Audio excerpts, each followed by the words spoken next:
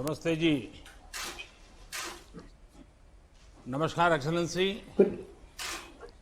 इस virtual summit के माध्यम से आपसे बात करने का अवसर मिल रहा है, इसकी मुझे बहुत प्रसन्नता है।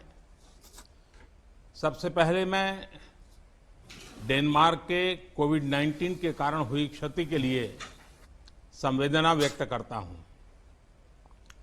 इस संकट से निपटने में आपके कुशल नेतृत्व का अभिनंदन भी करता हूं।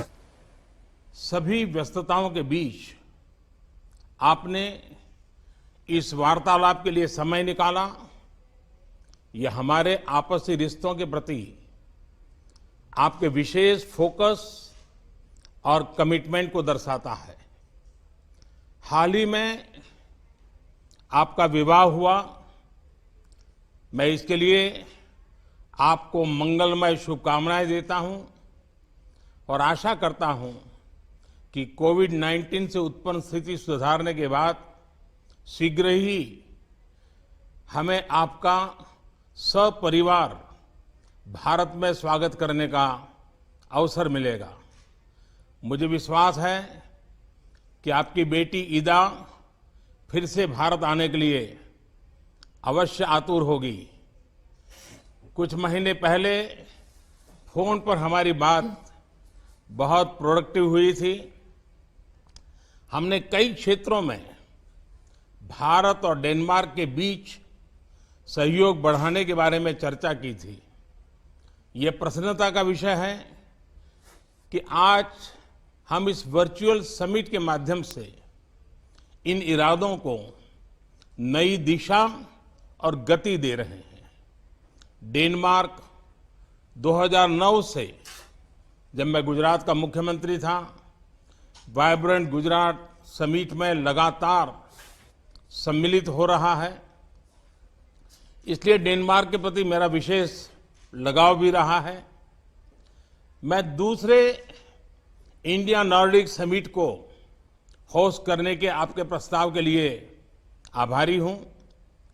स्थिति सुधरने के बाद डेनमार्क आना और आपसे मिलना मेरे लिए सौभाग्य की बात होगी। एक्सेलेंसी, पिछले कई महीनों की घटनाओं ने यह स्पष्ट कर दिया है कि हमारे जैसे लाइक माइंडेड देशों का जो एक रूल्स बेस्ड, ट्रांसपेरेंट, ह्यूमैनिटेरियन और डेमोक्रेटिक वैल्यू सिस्टम शेयर करते हैं, साथ मिलकर काम करना कितना आवश्यक है। वैक्सीन डेवलपमेंट में भी लाइक माइंडेड कंट्रीज के बीच कोलैबोरेशन से इस पैंडेमिक से निपटने में मदद मिलेगी। इस महामारी के दौरान भारत की फार्मा उत्पादन क्षमताएं पूरे विश्व के लिए उपयोगी रही है। हम यही प्रयास वैक्सीन के क्षेत्र में भी कर रहे हैं। हमारे आत्मनिर्भर भारत अभियान का भी यही प्रयास है कि प्रमुख आर्थिक क्षेत्रों में भारत की क्षमताएं बढ़े और वे विश्व के भी काम आए। इस अभियान के तहत हम ऑलराउंड रिफॉर्म्स पर जोर दे रहे हैं। रेगुलेटरी और टैक्सेशन रिफॉर्म से भारत में काम करने वाली कंपनीज को लाभ मिलेगा। अन्य क्षेत्रों में भी रिफॉर्म्स की प्रक्रिया निरंतर चालू है। हाल ही में कृषि और लेबर सेक्टर्स में महत्वपूर्ण रिफॉर्म्स किए गए हैं।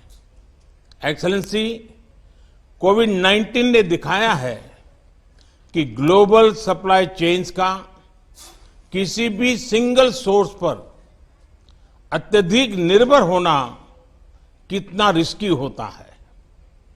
हम जापान और ऑस्ट्रेलिया के साथ मिलकर सप्लाई चेन को डाइवर्सिफाई करना और रेजिलियंस के लिए काम कर रहे हैं। अन्य लाइक माइंडेड देश भी इस प्रयत्न में जुड़ सकते हैं। इस संदर्भ में मेरा मानना है कि हमारी वर्चुअल समिट न सिर्फ भारत डेनमार्क संबंधों के लिए उपयोगी सिद्ध होगी, बल्कि वैश्विक चुनौतियों के प्रति भी एक साझा अप्रोच बनाने में मदद करेगी। एक बार फिर से एक्सेलेंसी, आपके समय के लिए बहुत बहुत धन्यवाद करता हूं। अब मैं आपको अपने ओपनिंग रिमार्क्स के लिए आमंत्रित करना चाहता हूं।